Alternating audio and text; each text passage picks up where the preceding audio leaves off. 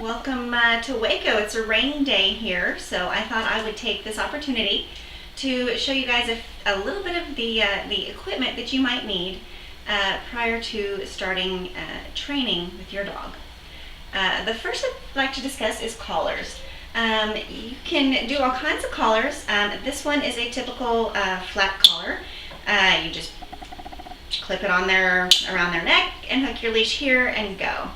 A lot of times though, you've got nervous dogs that like to pull out of collars and they take off running. The last thing you want is your dog to get loose and go running away. This works for some dogs. It doesn't necessarily work for all dogs. My preferred training collar is a martingale collar, and it is basically a limited choke collar. How it works is that this slides over their head like so, and you hook the leash here on the second. This one is for your tags, this is for the leash. And what it does is it pulls, but it only pulls so far. This prevents the dog from getting out of the collar.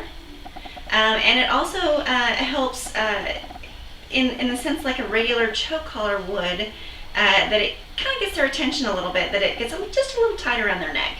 And provides for a little bit more control. That being said, it does stop. It only chokes so far, so if you're adjusted correctly, you are not going to hurt your dog with this. You're just going to get their attention, and you're not going to be able to, they're not going to be able to get out of this and get away. So this is my preferred method, especially for my dogs. That works very well, and they don't have a tendency to choke themselves. Some dogs will pull so hard no matter what collar you use that they are going to choke themselves. In that particular case, we might consider a harness. This is my favorite harness. I have a Jack Russell Terrier that is an escape artist out of harnesses. Most harnesses, you have the hole where you put your head. A leg goes here, a leg goes here, and that's that. My Jack Russell has a tendency to back out of the harness. So I have a tendency, I want to get these rough wear harnesses where it has a third strap that goes in front of the back legs under their belly. And that prevents her from backing out of it. I have yet to have a dog back out of one of these rough wear harnesses. Another bonus to this is if you have larger dogs, it has a handle on the back. So if you're, hiking or you're trying to get them in and out of a vehicle, this handle kind of helps a little bit to assist them getting in and out of vehicles or over big obstacles that they might encounter. Like I said, this is just my opinion. You can do some research and figure out what works for you and your dog. The next thing, of course, you're going to want is a leash. This is just your standard leash. Depending on the size of your dog, you may want something really sturdy. You may want something not so much, depending on, like I say, your dog. This is a lupine leash. It's a 4-foot leash.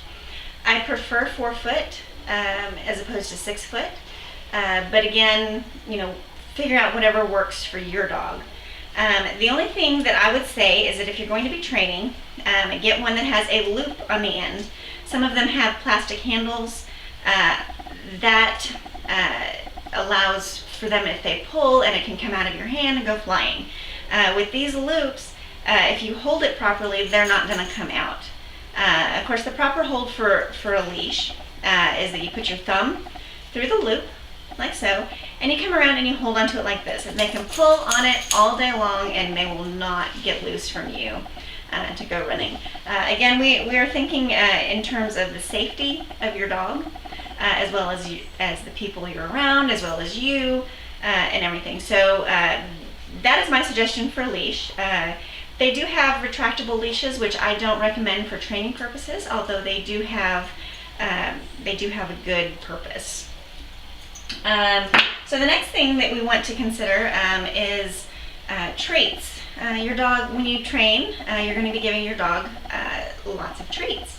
They have training treats. These are Zooks Mini. You can find them at Petco. But they have training treats at Walmart and PetSmart, and HEB even carries them.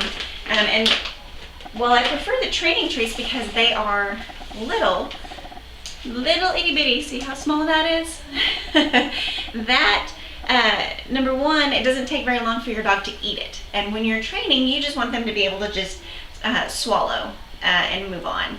If you're giving them a big treat, it's going to take them a little longer to chew on it. Excuse me. And the other thing is that these little treats like this are less calories, and they are better for your dog's waistline. Because during training, you're likely to be giving out a lot of treats. You can also use things like Cheerios, your dog's kibble.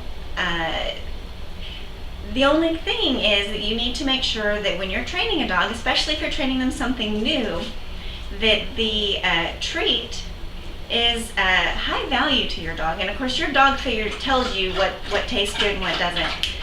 You know, their kibble may not work for as a special treat for one dog, but it may work for another. Cheerios are the same way. And you know, even the same thing with these. My dogs, their special treat is peanut butter. Unfortunately, with peanut butter, it's a bit messy. You can either walk around with a spoon and, you know, trying to fumble the spoon and a leash and a dog and the whole 9 yards. Well, it's not exactly easy. So I found these containers that you can buy at Walmart. They are actually in the travel section where you would find your travel shampoos and toothpastes and all that. And that's what they're designed for, is they're TSA approved 3-ounce containers. They're made from food grade silicone, so you can put anything in them and it's not going to be harmful to your dog. They're easy to fill. You just unscrew it, put it in there. They come apart so you can clean them very well. And then, of course, you screw the top back on, pop the cap, and you can squeeze out peanut butter. And then, of course, your dog can just take a lick, and presto, it's clean.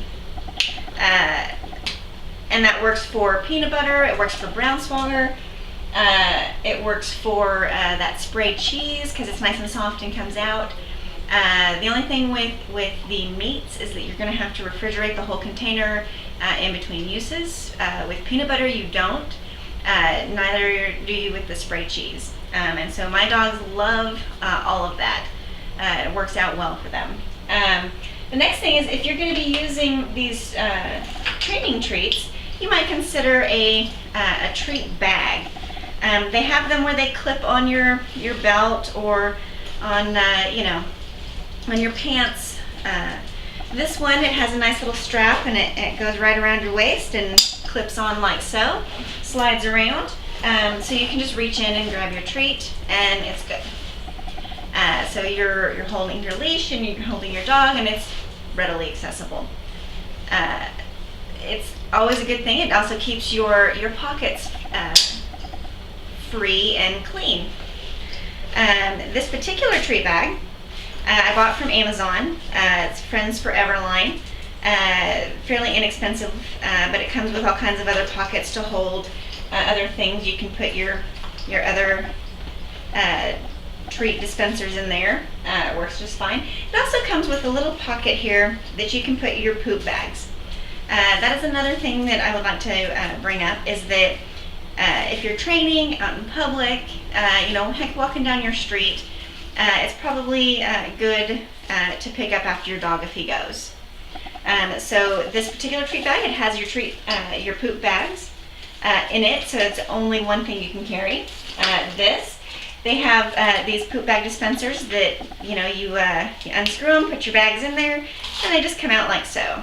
They can clip on the leash, they can clip on your belt loop, however it works for you. But definitely worth having something to pick up after your dog on.